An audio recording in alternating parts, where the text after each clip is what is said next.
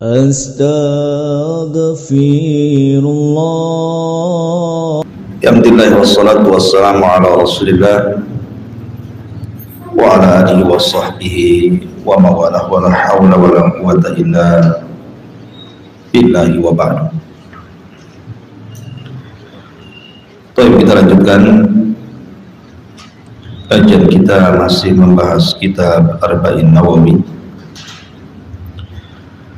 dan kita masuk pada hadis ke-15. An Abi Hurairah radhiyallahu anhu anna Rasulullah sallallahu alaihi wasallam yaqul man kana yu'minu billahi wal yawmil akhir falyaqul khairan aw liyasmut wa man kana yu'minu billahi wal yawmil akhir falyukrim jarahu wa man kana yu'minu billahi wal yawmil akhir falyukrim dhaifahu. Rawahul Bukhari wa Muslim. Dari Abu Hurairah radhiyallahu anhu, dia mengatakan Rasul sallallahu alaihi wasallam bersabda, barang siapa yang beriman kepada Allah dan hari akhir, maka berkatalah dengan kebaikan atau diam. Dan barang siapa yang beriman dengan Allah dan hari akhir, maka hormati tetangganya. Dan barang siapa yang beriman kepada Allah dan hari akhir, maka hormati tetamunya. Hadis ini ulama menggolongkannya sebagai nisful Islam, separuh dari Islam. Karena Islam itu terbagi menjadi dua hak. Pertama, hak yang diberikan kepada Allah subhanahu wa ta'ala, seperti sholat, doa, baca Quran, dan begitu seterusnya. Yang kedua, hak yang diberikan kepada sesama manusia, sesama hamba Allah subhanahu wa ta'ala. Salah satunya terangkum dalam hadis yang kita akan bahas di pagi hari ini. Makanya hadis ini bagus sekali, indah sekali, karena hadis ini bicara tentang nisful Islam, separuh daripada Islam. Abu Qatadah, salah satu perawi hadis ini, ketika dia membaca kalimat man kana yu'minu billahi wal yawmil akhir falyaqul khairan aw liyasmut, barang siapa yang beriman kepada Allah dan hari akhir, maka ucapkan dengan ucapan yang santun, kalau tidak bisa diam. Kata beliau, gara-gara hadis ini aku lebih banyak diam dibandingkan bicara. Setelah aku membaca hadis ini, kata beliau, aku lebih banyak diam dibandingkan bicara. Kenapa? Karena Rasul mengatakan as-sumtu najah, diam itu lebih banyak selamat dibandingkan banyak bicara. Makanya Abdullah ibn Mubarak rahimahullahu ta'ala mengatakan, kalau bicara itu bernilai seperti perak, maka diam itu bernilai seperti emas. Artinya kalau orang berbicara dan isinya ketaatan kepada Allah Azza wa Jalla, akan diberikan nilai perak, maka diam jauh lebih berharga dibandingkan bicara yang santun, karena nilainya adalah emas. Saking pentingnya menjaga lisan, gitu maksudnya. Bahkan sampai ada ulama yang mengatakan, kalau seandainya saya ini bicara, kemudian pembicaraan saya ini buat takjub orang lain dan takjub kepada diri sendiri, maka sebaiknya hentikan bicaranya. Dan kalau dengan diamnya orang suka, maka pergi diam. Maksudnya ulama dulu itu menjaga hati gitu. Sampai-sampai kalau ngomong orang suka dengan ucapan kita, malah yang ngomong suruh diam. Takutnya nanti takabur gitu. Ulama dulu seperti itu. Kalau orang lain asik bicara, tambah lagi kalimatnya sama kita kan. Karena kita ini kadang-kadang tidak pernah mengerem bicara. Bahasa ibu-ibu ember gitu atau baskom, udah ngomong baik ngomong tuh mulut ember gitu. Ya. Sebenarnya kalau bicara tentang masalah kalam, pembicaraan itu kan ada dua macam. Ada pembicaraan yang kalau orang bicara itu berpahala. Kalau seandainya ketika berbicara dan isinya pahala, ngomong, tapi dengan santun. Tapi sekiranya kalau seseorang itu yang kedua berbicara dan isinya akan merangsang perbuatan dosa, maka sebaiknya diam. Itu maknanya. Jadi ketika Nabi SAW mengatakan faliyakul khairan, maksudnya khairat dunya wal akhirah. Katakan ucapan yang santun, yang bermanfaat untuk dia dan akhiratnya, auliyasmut, daripada bicara berdosa. Ya. Maka lihat bagaimana Islam mengajarkan kepada kita soal bicara saja diatur dalam Islam ini. Ma'asyiral muslimat yang dimuliakan Allah Subhanahu wa taala, sedikit kita bicara tentang adab kalam. Kita tahu bahwa pembicaraan manusia itu tidak akan dibiarkan begitu saja, tetapi dicatat oleh dua malaikat yang disebut dengan raqib dan atid. Makanya Rasulullah mengatakan ma yalfidu min qaulin illa ladaihi raqibun atid. Tidak ada satupun ucapan kecuali akan dicatat raqib dan atid, baik ucapan baik atau ucapan buruk. Sanaktubu ma qalu, kami akan catat apapun yang mereka katakan. Makanya kenapa Islam menjunjung tinggi adab bicara. Kita lihat bagaimana perkataan para ulama dulu atau para sahabat Nabi SAW, para tabi'in, para tabi'in, banyak sekali untayan-untayan nasihat soal bicara itu. Disebutkan salah satunya, berkata Salman ibn Daud, maksudnya Sulaiman ibn Daud, Nabi Sulaiman putra Daud alaihi salatu wassalam, dia mengatakan, in kanal kalam min fiddatin fasukutu min dhahabin. Persis seperti yang dikatakan Abdullah ibn Mubarak tadi saya katakan di awal. Kalau seandainya ucapan itu bernilai perak, maka diam itu bernilai emas. Kemudian Abu Bakar Siddiq radhiyallahu anhu pernah kemudian memegang lisannya, kemudian mengatakan hadzal ladzi awradanil mawad. Inilah yang menjadikan seseorang akan masuk ke dalam jahanam. Lisan inilah, kata Abu Bakar, yang menjadikan orang itu tidak bisa melewati sirat titian, maksudnya masuk ke dalam jahanam. Abdullah ibn Mas'ud radhiyallahu anhu mengatakan wallahi alladzi la ilaha illahu ma syai'un ahwaj ila tuli sijni min lisan. Demi Allah yang tidak ada sesembahan yang berhak disembah kecuali Allah Subhanahu wa taala. Tidak ada sesuatu yang paling berhajat seseorang memenjarakan dari anggota badannya melebihi memenjarakan lisannya. Saking bahayanya lisan gitu ya. Sampai Abdullah bin Mas'ud mengatakan seperti itu.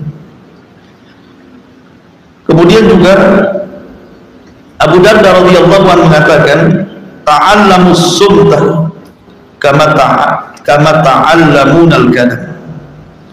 Belajarlah diam sebagaimana kalian belajar bicara. Kemudian berkata Umar bin Abdul Aziz rahimahullah ta'ala, beliau mengatakan tentang bahayanya lisan, beliau mengatakan man ja'ala dinahu irdatan lil khusumat aksar tanakul. Barang siapa yang menjadikan agamanya digunakan untuk berdebat, maka orang ini pasti tidak akan istiqomah. karena lisan ini mudah menggelincirkan orang, itu maksudnya. Dan banyak lagi perkataan para sahabat Nabi SAW dan juga para ulama lainnya tentang bahaya lisan ini. Nah, di antara bahaya lisan itu yang termasuk afatul lisan yang disebutkan oleh para ulama, jangan sampai seseorang itu satu berdusta, yang kedua ghibah, yang ketiga menyebar rahasia orang, yang keempat mencela dan melaknat, yang kelima ucapan yang tidak ada faedah, yang keenam berdebat, yang ketujuh syahadatuz zur, bersaksi dengan persaksian palsu, yang kedelapan intihar al-fuqara wa du'afa wal yatam, membentak fakir miskin dan anak-anak yatim, yang kesembilan alman, menyebut-nyebut pemberian seolah-olah tidak ikhlas, dan yang kesepuluh at-ta'nu fil ansab, mencela nasab atau bangga dengan nasab. Ini semua dosa besar dan ini semua keluar dari lisan, ya. Hindari 10 perkara ini dosa besar. Sampai-sampai 10 perkara ini disebutkan di dalam kitab Al-Kabair, dosa-dosa besar, yang dikarang oleh Al-Imam Al-Zahabi rahimahullahu ta'ala. Di zaman Nabi SAW ada seorang yang bertanya kepada Rasul, "Ya Rasulullah, inna fulanatan taqumul laila wa tasumun nahar wa tasaddaqat bi fuduli amwaliha wa taf'al walakin tu'dhi jiranaha bilisaniha." Rasul, saya ini punya tetangga seorang wanita, Masya Allah, sholat malamnya tidak tinggal, puasa sunnahnya tidak tinggal, sedekahnya rajin, berbuat baiknya luar biasa, tapi lisannya pun tidak pernah dia menyakiti tetangganya.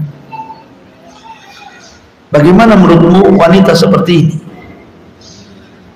Lihat bagaimana pertanyaan orang ini kepada Rasul menyinggung soal wanita, karena biasanya dosa lisan itu kebanyakan dari wanita, ibu-ibu, ya, dosa lisan itu. Maka dicontohkan di sini seorang wanita, bukan laki-laki. Maka Nabi SAW langsung berteriak dan mengatakan, la khaira fiha, wanita itu tidak punya kebaikan secuil pun. Ia min ahlin nar, wanita itu pasti masuk neraka. Coba bayangkan kan, sholat malamnya rajin, puasa sunnahnya oke, sedekahnya luar biasa, berbuat kebaikannya tidak putus, tetapi lisannya setajam silet kepada tetangganya. Kata Rasul, tidak ada faedahnya itu sholat malam, puasa sunnahnya, sedekahnya, kalah dengan dosa lisannya. Ya. Karena Rasul mengatakan, la khaira fiha, tidak ada kebaikan sholat malam, tidak ada kebaikan puasa sunnahnya, tidak ada kebaikan sedekahnya, tidak ada kebaikan berbuat baiknya. Kenapa? Terkalahkan dengan dosa lisannya. La khaira fiha, tidak ada kebaikan wanita itu. Bal hiya min ahlin nar, bahkan dia layak masuk neraka, kata Nabi. Tapi lihat pertanyaan selanjutnya.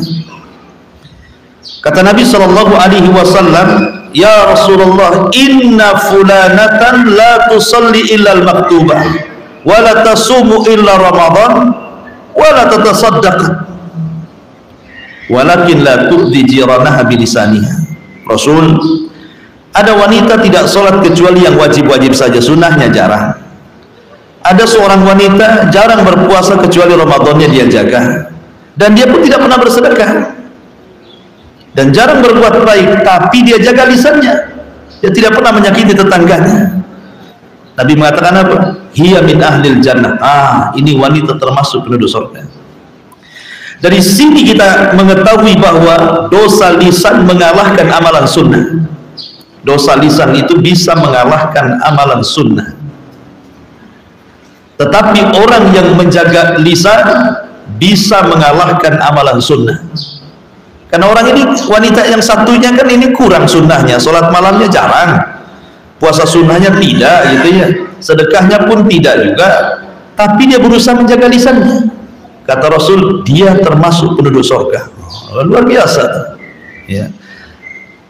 Jadi wanita yang pertama ini masuk neraka Itu bukan karena berzina, bukan karena minum khamr, bukan karena berjudi, tidak, karena lisan memasukkan dia ke neraka gitu ya.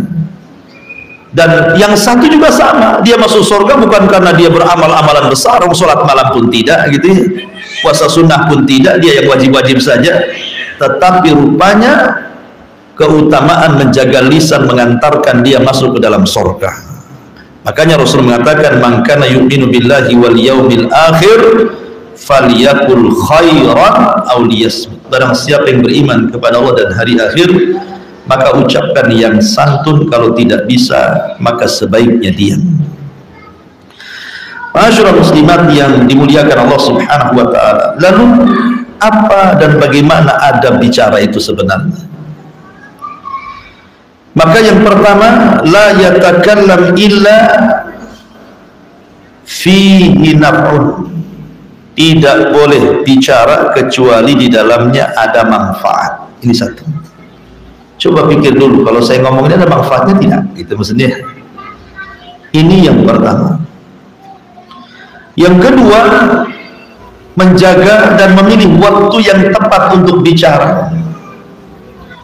Tidak semua tempat, semua waktu kita bicara, tidak. Ada kalanya kita diam, tetapi kita carilah, pilih-pilih waktu kapan tepatnya bicara. Ngobrol baik dengan suami gitu ya, ngomong dengan tetangga ingin menasihati, kan mesti ada waktu-waktunya.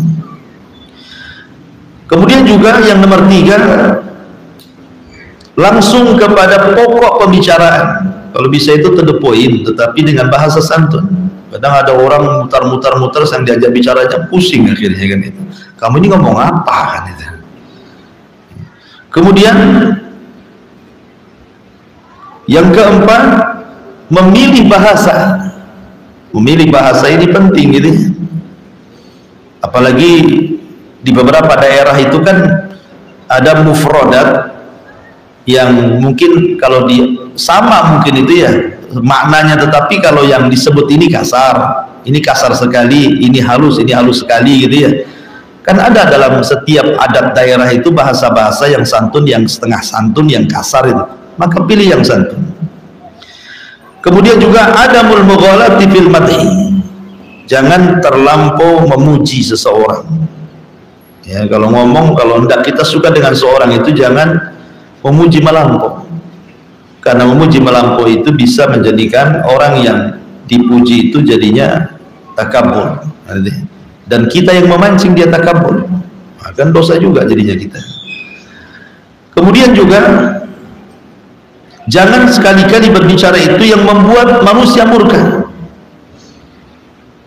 karena bagaimanapun Rasulullah SAW mengatakan, wa innal abda la yatakallamu bil kalimati ma yulki laha balan yahwi sahibuha fi nari jahannam ab'ad ma bainal masyriqi wal maghrib. Kata Rasul, terkadang ada seorang hamba itu tanpa dipikir, main ngomong saja, akhirnya ucapannya ini membuat Allah murka. Itu sudah mencukupkan orang ini dimasukkan ke dalam jahanam sejauh jarak barat dan timur, kata Nabi.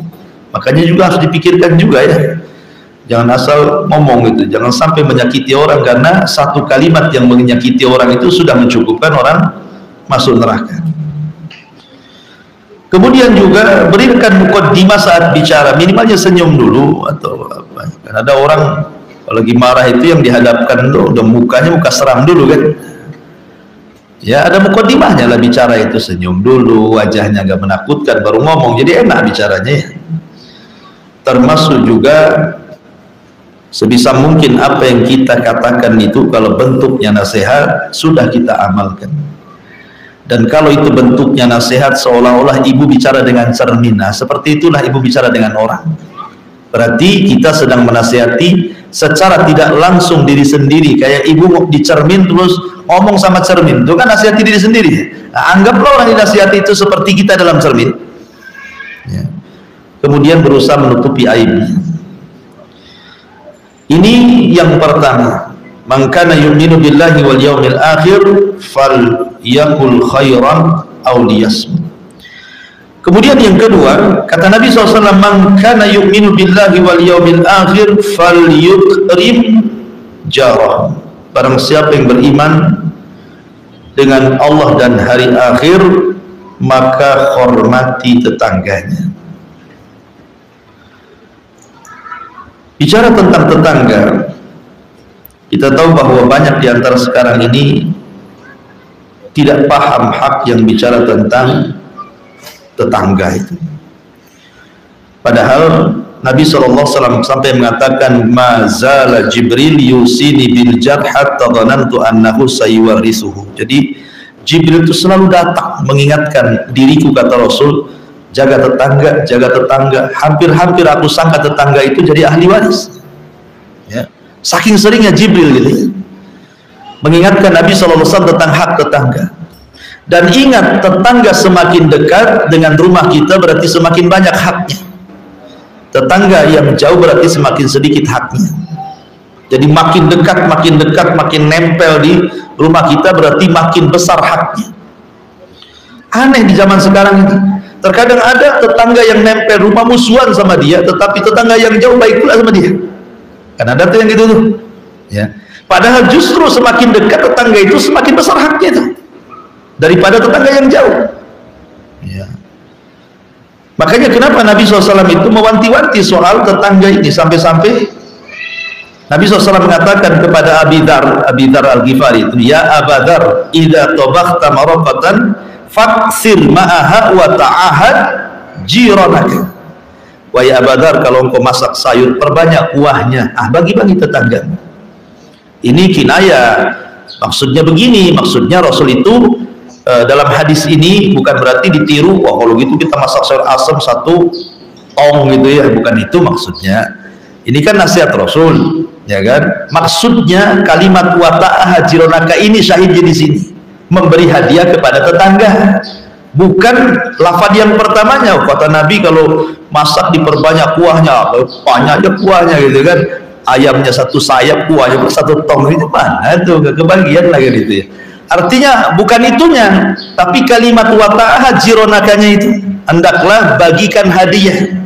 Semakin sering memberikan hadiah kepada tetangga, semakin dicintai tetangga. Yakin Bu? Itu sudah sabda Nabi. Coba saja Bu, tiap hari ngasih lauk sama tetangga itu, senang tetangga itu. Bahkan kalau satu hari tak datang, ditunggu-tunggu dari jendela, kapan dia? Gitu ya Bu ya. Senang dia kan? Ini nggak masalah, diantar ibu terus. Artinya bahwa semakin dekat semakin hak besar. Makanya tetangga itu kan dibagi tiga, kata Rasul. Ada satu tetangga yang memiliki 3 hak, 2 ada tetangga yang memiliki 2 hak, 3 ada tetangga yang memiliki 1 hak. Ini harus paham ya. Pertama, tetangga yang memiliki 3 hak, kalau 1 dia kerabat kita dan dia seorang muslim, berarti 3 hak yang diberikan kepada dia: hak tetangga, hak muslim, hak kerabat. Yang kedua, ada tetangga itu memiliki 2 hak. Kalau dia tidak ada hubungan kerabat tapi dia seorang muslim, berarti dia punya hak 1 hak tetangga, 2 hak muslim. Kemudian yang ketiga, ada tetangga itu punya 1 hak saja. Kalau dia bukan muslim, bukan kerabat, berarti tetap dia punya hak yang disebut dengan hakul jiran. Kalau dia orang kafir, ya, dia kafir, bukan kerabat, bukan muslim, berarti tetap dia punya hak, namanya hakul jiran, hak bertetangga. Seperti apa contohnya? Wa yamna'unal ma'un, jangan mencegah kalau tetangga itu pinjam sesuatu, kasih. Ya, umpamanya punya tetangga non muslim, dia pinjam periuk, dia pinjam ini, dia pinjam itu, kasih. Wa yamna'unal ma'un, jangan sampai kita mencegah tetangga meminta sesuatu, karena itu bagian daripada para pendusta agama. Dan itu sebakhil-bakhilnya, yang bakhil itu ketika tetangga pinjam sesuatu ibu tolak, berarti ibu itu orang paling bakhil di dunia. Karena yang remeh saja ibu nggak mau ngasih, gimana pula pinjam uang? Pinjam kuali aja nggak dikasih, gimana pinjam uang 1 juta?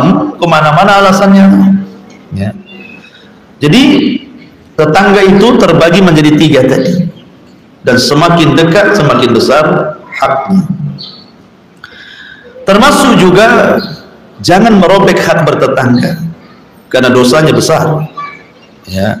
Makanya ketika Nabi SAW bicara tentang dosa zina, ya kan, dosa zina, kata Nabi SAW, berzinah dengan halilah tijari, dengan orang yang ada hubungan tetangga gitu ya. dengan berzina dengan yang tidak ada hubungan bertetangga itu dosanya beda. Ya. Umpamanya tetangga dengan tetangganya selingkuh gitu ya. Daripada seseorang kemudian berzina dengan yang rumahnya jauh, ya beda kota atau beda desa atau beda perumahan gitu ya, maka beda dosanya. Kenapa? Karena orang yang berzina dengan sesama tetangga dua dosanya. Pertama dosa zinahnya, yang kedua merobek hak tetangga. Tapi kalau berzina dengan orang lain ya mungkin dosa zina saja kan itu dapatnya.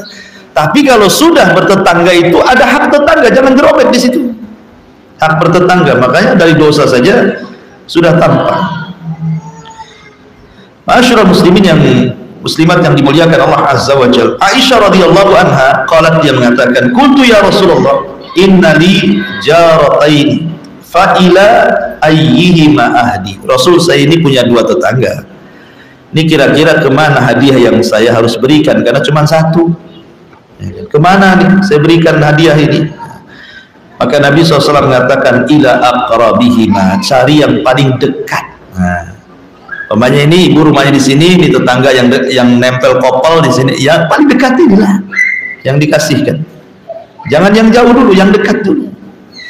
Nah, kalau bisa punya jadwal, itu lebih baik lagi. Hari ini yang di sini, besok sini, besok sini, besok sini, nanti balik lagi ke situ. Nah, itu lebih baik lagi pakai jadwal gitu ya. Kemudian tetangga ini kan bermacam-macam. Ada tetangga bersebelahan rumah, itu juga tetangga. Ada tetangga fisuk di pasar, ibu jualan di sini, nanti tetangganya jualan sebelahnya, itu juga tetangga ya. Kemudian ada aljar fil mazra'ah, di kebun, ini kebun ibu, ini kebun sebelahnya, itu pun tetangga ibu tuh ya. Kemudian juga aljar fi ad-dirasah, ketika belajar rasa kayak gini nih kan, sebelahnya itu tetangga juga tuh, sebelah-sebelahan itu kan. Kemudian juga ada aljar fi al-maq'adi al-markabati, ketika ibu naik di bus di mana gitu kan, sebelahnya ada orang duduk atau di pesawat, itu pun dianggap tetangga, ada haknya ya. Jangan kemudian main ambil kursi, naik pesawat, naik apa gitu kan, sengaja barang pula ditaruh di kursi sebelahnya, padahal tiketnya cuma satu kursi itu. Nah, itu nyakiti tetangganya lah kan gitu. Kasih, memang ini hak orang lain, sengaja tuh biar orang itu duduk sebelah sana gitu kan. Nah, kalau kosong kan alhamdulillah dapat dua kursi ya, bisa tidur saya. Itu orang kan ada orang kayak gitu itu ya. Dia nggak tahu hak bertetangga orang kayak gini. Ya. Jadi tetangga itu ada juga aljar fil amal. Ya, tetangga dalam bekerja di kantor, ya kan, itu juga disebut tetangga. Jadi memang tetangga itu bermacam-macam. Baik. Di antara hak yang paling besar kepada tetangga itu, pertama raddus salam, jangan lupa menjawab salam. Kalau tetangga mengucapkan salam, jawab ya. Kemudian yang kedua ijabatud dakwah, kalau ngundang datang, jangan sampai tidak datang ya, itu penting itu. Dan yang paling penting lagi kaful adha, kaful adha, jangan membalas keburukan tetangga dengan keburukan, sabar. Nah, itu paling penting. Jadi kalau tetangga ngomong apa-apa, ibu diam sajalah. Itu paling besar haknya. Sebab Bu, kalau ibu bertengkar dengan tetangga Bu, itu bisa tahunan tengkarnya itu. Dan bukan hanya antara ibu dengan dia, bisa keturunannya pun ikut-ikut bertengkar. Yang nggak ada kaitan-kaitannya itu ikut tengkar. Kenapa? Karena hari-hari ketemu. Ketika hari-hari ketemu itu sakit hatinya itu tajaddud, jadi berubah-ubah, jadi memperbaharui lagi kan. Jadi malas, akhirnya biasa lewat depan biasa saja, akhirnya lewat belakang rumah lalu balik jadinya. Ya kan? Jadi kalau bisa sabar, sabar itu lebih baik, dan itu hak yang paling besar, kaful adha. Ya. Kemudian tahammul ada tahammul ada iljar, tadi kemudian kaful ada artinya kaful ada itu tidak menyakiti, dan sabar ketika tetangga menyakiti disebut tahammulil ada aljar. Kemudian juga tafaqqud, biasalah seseorang itu kehilangan, kalau nggak ada tetangganya kehilangan, kok nggak nampak kemana gitu ya. Nah, itu juga termasuk adab juga ya. Dan yang paling penting adalah satruhu wa siyanatu irdih, jaga kehormatannya, jaga aibnya. Kalau ada tetangga nih bertengkar nih karena kopel, zaman sekarang kan susah kita menghindari supaya nggak dengar ucapan tetangga ini. Kadang-kadang rumah kita ini berdempetan, jadi kalau tetangga bertengkar dengan suaminya, dengan orang tuanya, dengan kerabatnya, kedengar sampai rumah kita kan. Nah, kalau kita mendengar, maka amanahlah kuping kita. Anggap saja apa yang dibicarakan itu gak ada urusan dengan kita. Jangan pula kemudian ketika keluar, kenapa lama? Aduh, nggak tahu tadi tetangga sebelah ribut lah. Ngapain kok cerita gitu? Nggak usah ceritain itu kan, dengan mengatakan tetangga ribut itu kan namanya, walaupun hanya ngomong gitu saja, itu sudah membongkar aib dia kan. Apalagi dirinci ributnya apa, diperinci satu-satu kayak rekaman aja tuh. Nah, itu lebih parah lagi. Oh, ngasih tahu saja tidak boleh. Ya, cari alasan yang lain yang jangan menyinggung tetangganya. Jadi akhirnya orang nggak tahu tetangga ribut, jadi tahu lah gara-gara ibu kan. Nah, jadi itu juga penting. Artinya satruhu wasyanatu irdi, penting menjaga aib dan juga kehormatannya, jaga. Ya. Kemudian al-ihda ilaihi wa mawaddatihi, kasih hadiah dan cintai tetangganya. Baik. Kemudian yang ketiga, kata Nabi SAW, man kana yu'minu billahi wal yawmil akhir fal yukrim dhaifahu. Barang siapa yang beriman kepada Allah dan hari akhir, maka hormati tetamunya. Masyurul muslimat yang dimuliakan Allah Azza wa Jalla, bicara tentang tamu. Tamu itu datang bawa berkah, bukan datang bawa sial. Apalagi tamu itu dia seorang musafir, orang jauh maksudnya. Datang ke ibu bertamu, berarti tamu itu mau berkah, karena doanya orang musafir itu mustajab. Ya. Dan kewajiban ibu memberikan hak kepada tamu itu 1 hari 1 malam. Kemudian sunnahnya 3 hari. Kalau sudah lewat 3 hari, itu tergantung ibu lah, kan gitu ya. Tapi yang wajib itu 1 hari 1 malam. Ibu harus ngasih penginapan bagi dia kalau memang kayak orang dulu. Orang dulu kan kayak di desa-desa itu kan nggak ada hotel kayak kita di Batam kan ada hotel kan, enak lah, tidak harus mesti diinapkan di rumah lah. Kalau datang orang jauh kan bisa saja kita sewakan hotel ya. Tapi kan kalau di desa-desa kan nggak ada penginapan, berarti harus disediakan tempat tinggal, kemudian dikasih makan yang sewajarnya lah dalam 1 hari 1 malam. Itu wajib hukumnya, Bu. Kalau tidak ibu berdosa. 1 hari itu sajalah, sewakan hotel atau kasih makan, yang penting udah 1 hari itu selesai. Kalau memang di rumah tidak ada kamar lagi. Nah, adapun hari kedua dan hari ketiga itu sunnah hukumnya. Kalau ibu berbuat baik berarti dapat pahala, kalau tidak pun maka tidak berdosa kan gitu. Kalau sudah hari ketiga lebih, ya itu kembali kepada kita. Ya. Tetapi yang paling penting ketika menjamu tamu, sebelum kita menghidangkan makanan, tempat tinggal, 2. Pertama, senyum. Nah, itu penting tuh. Ya. Yang kedua, ramah tamah dulu. Oh, alhamdulillah, masya Allah, mabruk. Nah, macam-macam lah, puji dia kan itu ya. Baru setelah itu kasih makanan. Ya. Jadi itu ketika menerima tamu yang pertama kali senyum dulu. Nah, kata Rasul, tabassumuka li akhika sadaqah, senyum. Biar senang gitu tamu itu. Berarti kedatangan dia tidak menjadikan ibu susah. Kan kadang ada tamu itu, pernah ada seseorang cerita begini. Seorang syekh cerita. Ya. Jadi syekh ini punya kawan, cerita kawannya ini bawa tamu, ceritanya ingin dibawa pulang ke rumahnya. Ingin dibawa pulang ke rumahnya. Lah cuman waktu itu tidak bawa handphone, sehingga tidak memberitahu istrinya bahwa tamunya akan datang gitu ya. Bahwa hari itu akan ada tamu, karena lupa dia tidak bawa handphone. Ketika sampai di rumah, tamu ini kan belum masuk nih. Kemudian suaminya ngomong sama istrinya, tadi abang bawa tamu, ada apa kira-kira? Tiba-tiba istrinya marah, kok ini ya? Kok kenapa nggak kasih tahu? Kenapa nggak ini? Kenapa itu? Tamu pula dengar di luar, pergi tamunya. Kenapa? Ya masa kayak gitu kan itu. Ya. Jadi kalau ada tamu jangan marah-marah istri sama suami, sudah yang ada saja hidangkan kan itu. Pernah suatu ketika ada seorang wanita membawa 2 anak ke rumah Aisyah radhiyallahu anha. Wanita ini kelaparan, 2 anaknya juga lapar. Sementara di rumah Aisyah radhiyallahu anha itu cuma ada 1 biji tamar. Subhanallah, di rumah Nabi cuma ada 1 biji kurma. Saya nggak yakin di kulkas ibu itu cuma 1 biji kangkung, itu tidak mungkin. Pasti macam-macam lauk ada di situ. Artinya bahwa ini 1 butir kurma ini sama Aisyah radhiyallahu anha dikasihkan.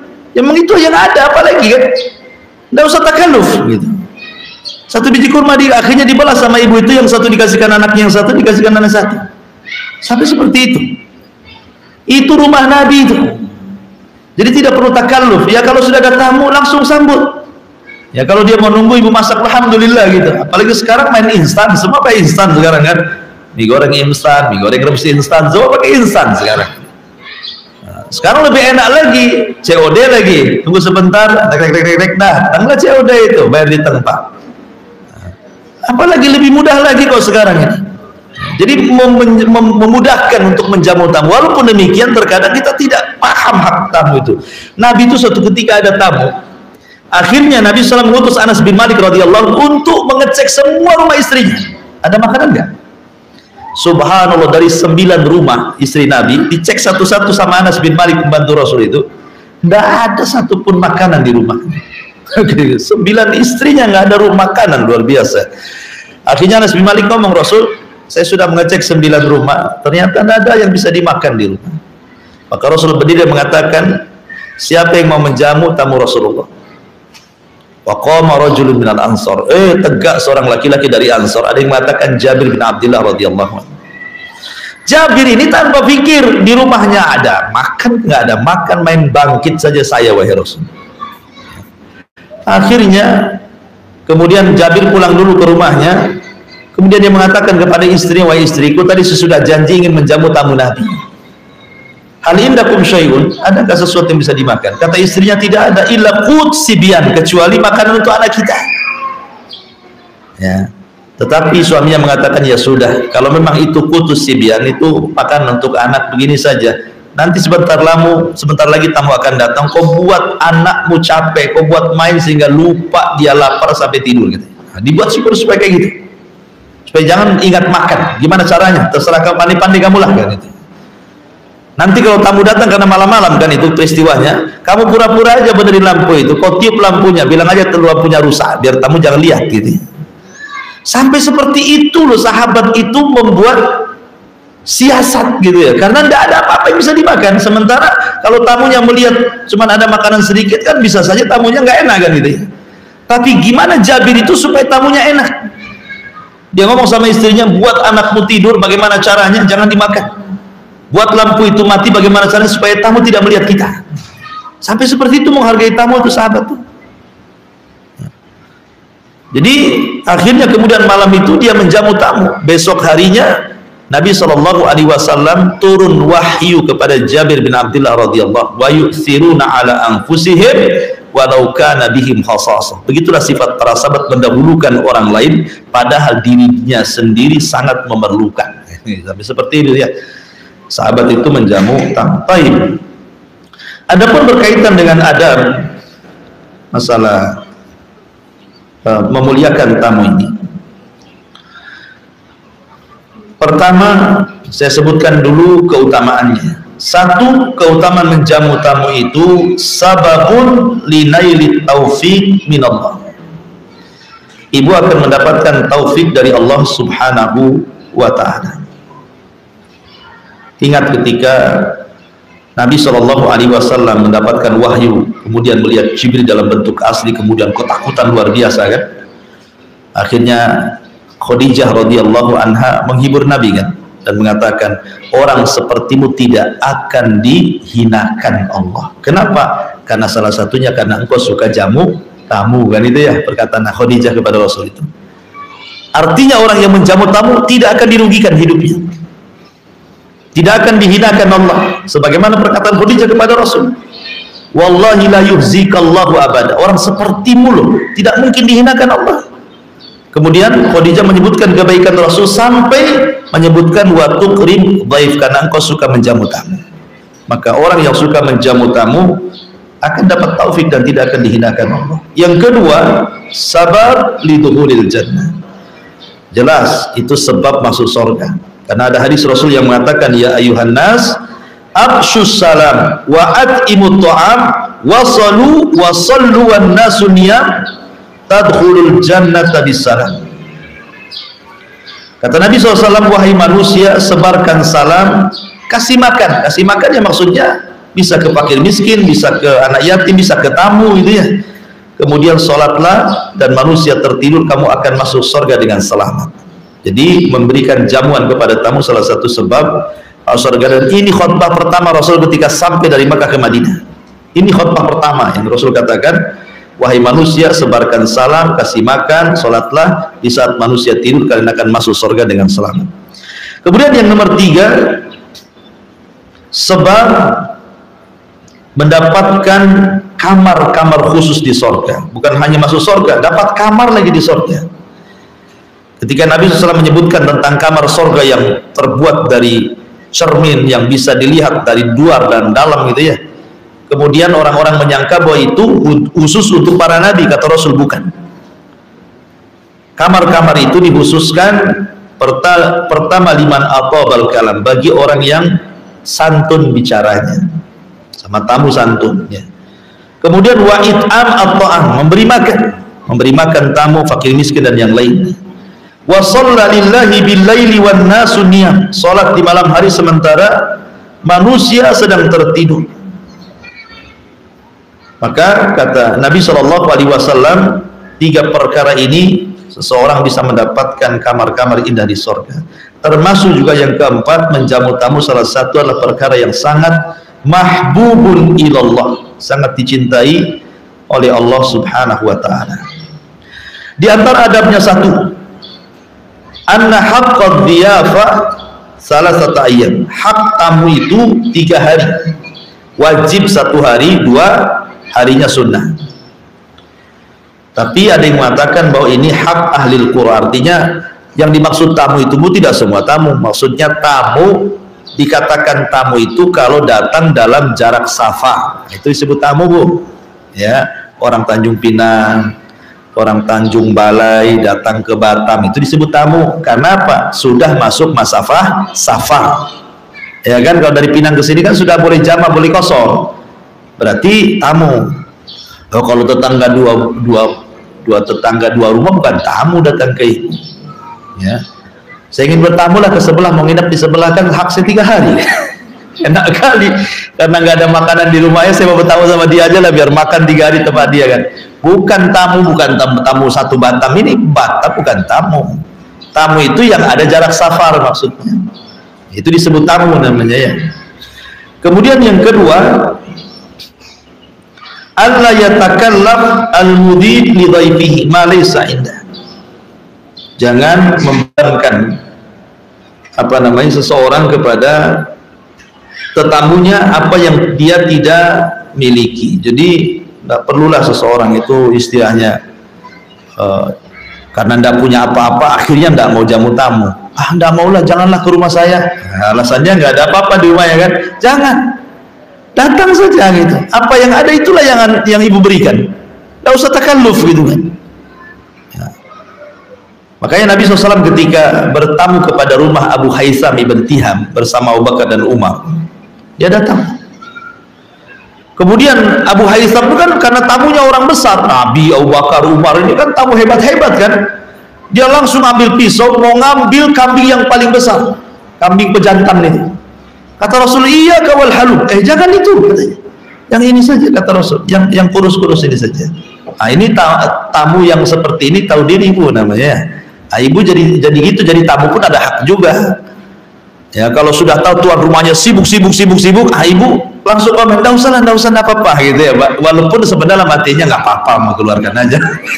Nah, tapi kan ada basa-basinya lah gitu maksudnya ya, supaya tuan rumah itu juga enak gitu, karena dia kan ada orang itu yang enggak bisa nahan gitu, kayaknya malunya lebih ke depan, menjamu tamunya ke belakang kan jadinya.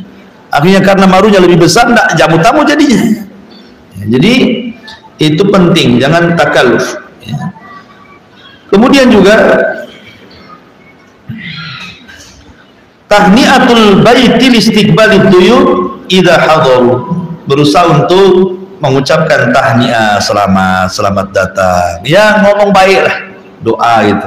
Masya Allah, sudah lama kita ketemu, gimana kabar, gimana anak, gimana, pokoknya basa-basi lah kan itu ya. Ini ada tamu diem saja, tamunya pusing lah kan itu. Orang ini suka nggak sama saya di sini? Kan ada orang itu yang mau ditamuin nggak mau gitu. Kemudian yang nomor 4, an yakum ala khidmati dia fihi binafsihi. Kalau bisa jangan nyuruh orang. Memang ibu punya pembantu, ada tamu, jangan pula kalau ada apa-apa ini ada pembantu saja, jangan. Kan ada tuh orang kayak gitu ya, kan ada pembantunya, suruh pembantunya pula melayani tamu. Jangan. Kalau bisa diri kita ya kan, itu pahala untuk kita. Kalau pembantu yang ini, pembantu apa pahala nantinya? Ini kan kesempatan kita, nggak usah main pembantu lagi. Itu sebagaimana dijelaskan dalam riwayat Sahal bin Sa'ad. Kemudian tentang sesuatu yang harus dilakukan di antara adab tamu adalah ta'jilut ta'am, segerakan makan. Di anna dzalika min ikram adh-dhaif, karena menghidangkan makanan itu sesuatu yang paling besar dalam menjamu tamu. Sekali lagi, tamu jauh, bukan tamu dekat ya. Tamu yang jauh kan, apalagi zaman dulu, kalau alhamdulillah kalau zaman sekarang sih banyak, hampir beberapa meter nanti ada warung Padang, warung Jawa, warung macam-macam kan, sehingga kadang-kadang tamu itu sebelum sampai ke ibu udah makan dulu kan. Tapi zaman dulu kan nggak ada kayak gini-gini kan ya, nggak ada warung-warung itu, sehingga datang itu memang lapar betul. Nah, sehingga kenapa masalah ta'jilut ta'am ini, segera menghidangkan makanan, itu nomor 1 dalam menghormati tamu ya. Makanya ketika Ibrahim alaihi salatu wassalam kedatangan tamu dalam bentuk manusia, padahal tiga-tiganya malaikat, hendak menghabarkan kelahiran Ishak dan hendak menghancurkan lagi Sodom, maka Rasulullah SAW langsung mengambil pisau dan menyembelih untahnya. Jadi tidak ngobrol lagi, suruh duduk langsung ke belakang gitu ya. Menunjukkan apa? Menghadiahkan makan itu disegerakan kalau ada tamu. Kemudian juga yang selanjutnya adalah alla yabkhal bima'idatin, jangan bakhil dengan makanan di meja makan. Jangan bakhil. Kalau memang ada di kulkas itu, ya keluarkanlah dari itu. Apa yang ada di kulkas itu. Apalagi ibu tahu tamu ini kesukaan apa gitu kan, maka lebih bagus lagi. Wala yanamu qablah, jangan tidur sebelum tamu tidur. Ada orang ya kan, tamunya belum tidur, ibu sudah ngorok-ngoroknya kencang pula, tamunya tak bisa tidur pula ya kan. Biar tamu dulu tidur, dan nampak tidur kita tidur, karena biasanya tamu kan orang jauh cepat tidur, capek gitu ya. Kemudian wala yashku az-zaman bihudurihi, dan jangan mengeluh soal waktu karena kedatangannya. Jangan mengeluh kepada tamu gitu ya. Kemudian kama la yukallafu nafsuhu fawqa ma yutiq, jangan juga sebagaimana seseorang tidak boleh memberatkan dirinya di atas kemampuannya. Kemudian juga tasyyi'ud dhaifi ila babid dari, berusaha menarik tamu itu langsung dibawa ke dalam rumah. Nah, jadi kalau tamunya ada di pagar bu, ya ibunya keluar langsung ditarik itu ya tangannya, masuk gitu kan. Ini enggak, dari dalam rumah, masuk aja katanya. Adabnya lu nggak ada ibu ya. Jadi keluar, ambil, masuk, digiring gitu ya. Jadi menunjukkan senang, teriak-teriak pula di dalam rumah. Masuk aja selagi di dapur. Ibu lu, sopan santunnya lu nggak ada ya. Baik. Kemudian juga Allah yashba qablah summa yansarib wa yatrukuhu, jangan ibu lebih kenyang dibandingkan tamunya. Ibu masak banyak, ibu pula yang paling congos itu. La haula wala quwwata. Ya, jadi kalau tamu, biarkan tamu, dia tengok lauk yang disukai, biarin aja. Ibunya sudah suka nih, udah begadang-gadang kalau nggak diambil tamu, alhamdulillah. Nggak apa-apa, lirik-lirik aja. Tapi biarkan dulu tamu makan. Ya, sekali tamunya pula lebih congok gitu. Habis pula stres ibu. Tahu gitu saya sembunyikan di dapur. Ya. Jadi jangan sampai tidur kenyang sebelum tamu kenyang. Jangan berpaling dari tamu sebelum tamu selesai makan. Ya. Jadi terkadang orang itu kadang-kadang simpel aja. Udahlah ya, makannya saya tinggal dulu ya. Nah, kan ada tuh yang kayak gitu tuh. Nah, enggak, jangan begitu. Tunggulah, entah ibu tunggu di kamar kan, tunggu di mana. Yang penting ibu jangan, takutnya ada apa-apa.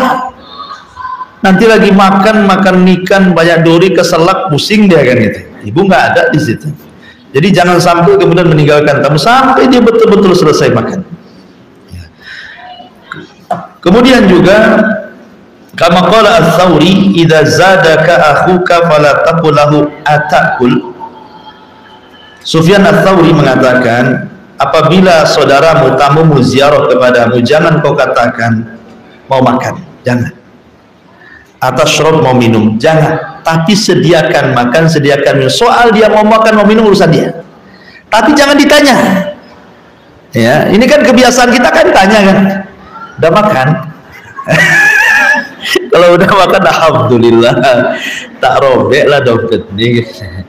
Jadi jangan sampai ngomong begitu. Ini kata Sufyan Ats-Tsauri, kalau datang tamu jangan pernah katakan antakul, mau makan. Nah, enggak, sediakan makan saja. Soal dia mau makan terserah dia. Ya, ini juga salah satu adab juga ya, adab tamu yang disebutkan oleh Sufyan Ats-Tsauri rahimahullah taala. Adapun tentang hadis Nabi SAW tentang masalah tamu, Nabi SAW mengatakan, inna li zawriki alika haqqan, sesungguhnya kepada tamumu mereka punya hak. Bahkan suatu ketika Salman Al-Farisi ngomong sama Abu Darda dan mengatakan, inna li dhaifika alika haqqan, ya Abu Darda, sesungguhnya kepada tamumu itu ada hak yang harus engkau penuhi. Wallahu alam, ini diantara keterangan singkat dari hadis ke-15. Makanya kenapa begitu indahnya Islam ini sampai ulama menggolongkan hadis ini separuh daripada Islam. Wallahu alam. Silakan Bu kalau ada yang bertanya. Iya. Assalamualaikum warahmatullahi wabarakatuh.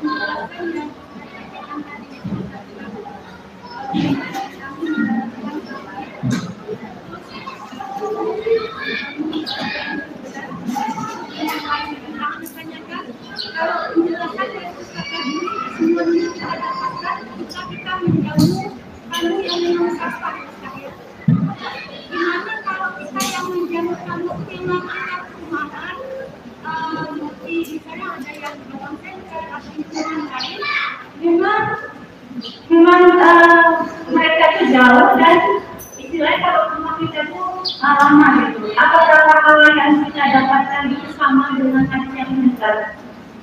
Ya, alhamdulillah. Hadis-hadis tadi kan umum, memberi makan pada siapa saja, menjamu seseorang. Maksudnya begini, tamu yang dikatakan punya hak, kalau kita tidak menjalankan hak kita berdosa, itu maksudnya tamu yang sifatnya memiliki masalah safar jauh. Karena di zaman dulu tamu-tamu itu memang mereka kalau safar kan capek gitu ya, nanti sampai perlu istirahat, perlu makan, perlu apa kan, zaman dulu kan. Tapi kalau zaman sekarang kan dipermudah, kadang-kadang tamu ini nginep sebelum sampai ke rumah kita. Banyak tamu itu yang nggak mau membebankan orang yang ditamuinya. Terkadang dia sudah sebelum sampai ke rumah dia sudah nyewa hotel sendiri tuh. Kan banyak tamu yang gitu kan, karena tidak mau memberatkan. Makanya tamu-tamu akhirnya sebelum kita datang itu dia sudah di hotel dulu. Saya sudah di hotel katanya kan. Ya, kata ibu, alhamdulillah sudah di hotel. Jadi maksudnya begini, kalau memang secara umum berbuat baik itu pasti berpahala. Secara umum ya kan, ngasih makan, senyum, ngomong baik, ngomong santun, ngasih tempat, itu semua sama pahalanya. Cuman ada hak yang lebih ditekankan kalau memang sifat tamu itu memang mendesak untuk kita memberikan hak. Seperti tamu jauh itu kan memang mereka butuh hak sama kita kan, butuh tempat tinggal, butuh makan ya. Tapi sekarang mau tamu mau dekat mau jauh pun kadang-kadang mereka segan dengan kita. Makanya kalau kita berbuat baik sama tamu, pasti dia akan ingin bertamu terus sama ibu tuh. Ya, kalau kita baik. Tapi kalau kita jahat satu kali, sekali aja bertamu tuh, sekali aja tidak akan mau lagi ya. Kalaupun mau paling tidak mau bertamu lagi, sebentar aja dia pergi lagi gitu kan. Jadi orang itu kan Kama tadinu tudan, biasa seperti itu. Sebagaimana engkau melakukan orang seperti itu, maka orang pun akan diperlakukan seperti itu juga. Ya, kalau kita jahat, maka orang pun akan jahat sama kita. Sama saja soal pahala itu. Wallahu a'lam. Iya.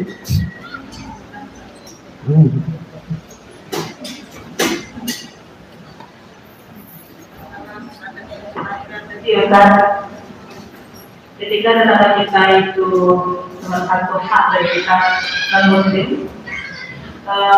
seperti yang saya tadi meminjamkan zakat tetangga, mereka meminjam seperti 4 kali dia merayakan hari raya mereka tahu sepertinya ada seperti baking gitu untuk masak kue. Yang ditawarkan mana tahu mereka memasak ada yang halal di dalamnya, termasuk itu merayakan hari raya mereka. Bagaimana kita untuk meminjamkan barang mereka? Iya, alhamdulillah. Nggak apa-apa, pinjamkan saja. Karena kita ini sedang memberikan hak, bukan mendukung acara tersebut. Karena kan tetangga-tetangga tertentu non-muslim, mereka kan tidak selalu. Justru waktu-waktu tertentu saja kan mereka itu butuh kan. Ya, jadi kita memberikan itu bukan karena mendukung acara, tidak. Tetapi karena kita ini bertetangga dengan dia, nggak enak kan itu. Soal kemudian tetangga ini non-muslim makan babi, makan yang haram-haram gitu, makan anjing gitu ya, umpamanya. Nanti dia masak pula di kewali kita. Dalam Islam itu, Rasul pernah di Khaybar. Khaybar itu kan daerah Yahudi, dan mereka biasa makan daging, ya, daging babi gitu kan. Nah, kata Nabi SAW, kalau memang tidak ada lagi kecuali inaknya mereka, bejananya mereka, pakailah setelah kau cuci 3 kali. Artinya dengan dicuci 3 kali, sudah nggak ada lagi kan. Nah, apalagi kalau seperti jilatan anjing, jelas tuh. Ya kan, 7 kali dengan 8-nya dengan tanah, selesai, hilang tuh najisnya. Dan kalau terlampau takut ibu gandakan 2-2, sendok 2, satu untuk tetangganya, satu dipakai sendiri. Nah gitu. Kuali 2 khusus, ibu punya 1 lemari itu dikhususkan untuk tetangga saja. Kalau takut seperti itu kan buat kayak gitu. Kalau memang Allah berikan rezeki, ibu bisa beli 2-2. Tapi kalau memang tidak bisa, nah, dan tetangga ma'ruf itu makanannya, ya pas datang barang itu cuci saja lah. Kan habis dicuci hilang najisnya. Apa masalahnya? Nah, cuman karena was-was saja ibu ini kan. Was-was saja jadinya akhirnya nggak mau sama tetangga gara-gara itu jadinya. Padahal dia tetap punya hak minimalnya, Bu. Walaupun tetangga yang non-muslim itu tidak tertarik dengan dakwah kita, jangan sampai dia mencela kita, gitu ya. Dia memang tidak masuk Islam, tapi jangan sampai mencela Islam. Gak apa-apa dia nggak masuk Islam, tapi minimal memuji orang Islam. Senang saya punya tetangga orang Islam itu ramah, enak-enak, kan gitu ya jadinya kan. Akhirnya apa, dakwah tersebar, nggak dia masuk Islam, tetapi dengan ngomong begitu enak jadinya. Apakah gara-gara saya kafir ya tetangga saya? Itu sudah, ya, itu gara-gara ibulah dia yang celak jadinya. Ya, jadi nggak apa-apa, pinjamkan saja. Sikap kita pinjamkan karena takut masuk pada wayam naunal maun tadi. Wallahu a'lam. Ya.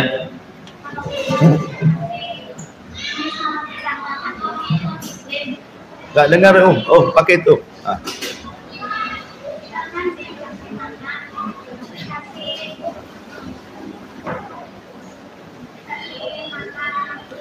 Di tes dulu.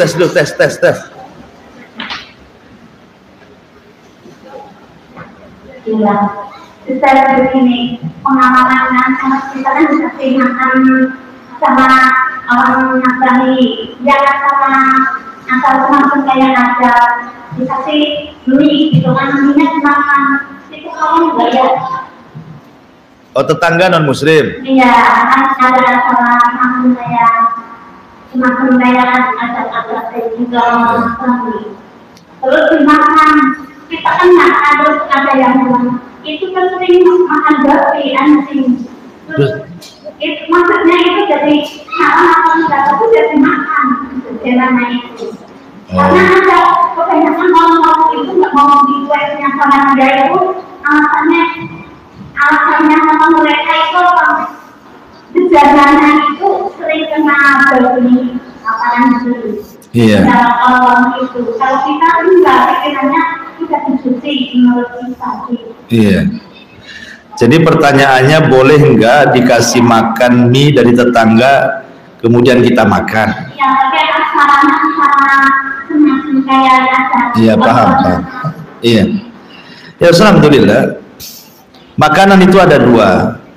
Ada yang sifatnya sembelihan, ada yang sifatnya non sembelihan. Kalau sembelihan, Bu, kalau sembelihan memang makanan ahli kitab itu halal selama dua syarat. Pertama, disembelih dengan menyebut nama Allah bukan nama Isa. Yang kedua, disembelih syar'i di lehernya, gitu ya. Kemudian ada pun non sembelihan, tidak ada masalah. Ini non muslim ngasih telur mentah, ngasih mie mentah yang nggak ada unsur sembelihan di situ. Kalau nggak ada unsur sembelihan, makan aja lah, selama zatnya halal. Tapi kalau sudah ada sembelihan, ada ayamnya, ada daging kambingnya, ada daging sapinya, nah itu kan menyangkut sembelihan. Kalau sudah ada daging-dagingan tuh, ya. Berarti kalau sudah daging-dagingan, berarti lihat siapa yang ngasih. Kalau yang ngasih orang di luar daripada ahli kitab, maka nggak usah dimakan. Ya. Atau ahli kitab tetapi ibu ragu-ragu syubhat, ya nggak usah dimakan. Tapi kalau tetangga ngasih buah-buahan, makan aja lah buah-buahan kan. Karena Nabi SAW juga memanfaatkan khazainul Lat wal Uzzah, memanfaatkan pembendaharaan harta yang di sekitar patung Lat dan Uzzah, dimanfaatkan sama Nabi. Tapi makanannya tidak dimakan sembelihannya. Nah, jadi kalau berkaitan dengan sembelihan saja. Adapun tentang masalah kata orang dia suka makan daging babi, ini kata orang betul enggak kan itu? Jangan kata orang saja. Kalau memang betul, ya ibu cuci saja lah. Nah, kalau memang dia makan, ada makanan dikhawatirkan minyaknya minyak babi, ya terima saja, tak usah dimakan. Ustaz kalau sudah kemakan, ya sudah kemakan, gimana pula? Apalagi sudah seminggu, gimana? Ya kan sudah makan, ya sudah, Bu, ya. Udah kenyang pun, tapi jangan berharap lagi kapan dia ngasih, katanya. Baik, Ustaz, kalau ada tetangga pinjam beras, terus saya bilang tidak usah dikembalikan. Ternyata selang beberapa hari dikembalikan. Bagaimana Ustaz dengan kejadian ini? Sementara beras itu kan termasuk benda riba. Tidak. Beras ini memang terjadi khilaf. Apakah komoditi riba itu hanya tertera dalam hadis Nabi SAW, gandum, kurma, garam gitu ya, apa juga kemudian menyeluruh kepada beras dengan kias gitu ya. Pertama lihat akadnya, ini kan akadnya ngasih hadiah ya, nggak usah lah ambil aja, itu kan hadiah, ibu ngasih hadiah kan. Pertanyaannya ini, Ustaz kalau ada tetangga pinjam beras tapi ibu nggak mau minjamkan, mau menghadiahkan saja kan bahasanya kan, berarti akadnya akad hadiah, nggak ada akad pinjam meminjam di sini. Ketika akad hadiah tiba-tiba dia ngasih balik, memberikan, artinya menjawab hadiah kita lah, itu maksudnya. Ya terima saja kan itu, karena akad kita nggak minjamin. Kalau dia kemudian mengembalikan, ya anggaplah itu kebaikan dia kepada kita. Tapi kalau di akad awal pinjam kemudian dikembalikan dengan beras, ya selama, ya kalau memang ini masuk pada komoditi riba karena kias beras dengan gandum, maka kita tahu bahwa sesama komoditi riba itu pertama harus mislan bimislin yadan biadin, harus kontan, yang kedua harus sama beratnya. Tapi kalau ini beras ini dimasukkan kias, tapi bagi yang tidak memasukkan beras pada komoditi riba, ya tidak masalah, yang penting sama beratnya walaupun tidak kontan. Kalau memang dipinjamkan sekilo, ya balik sekilo gitu ya, itu maksudnya. Wallahu a'lam. Baik, cukup Bu ya, kita tutup. Subhanallahi hamdika. Satu lagi, sila.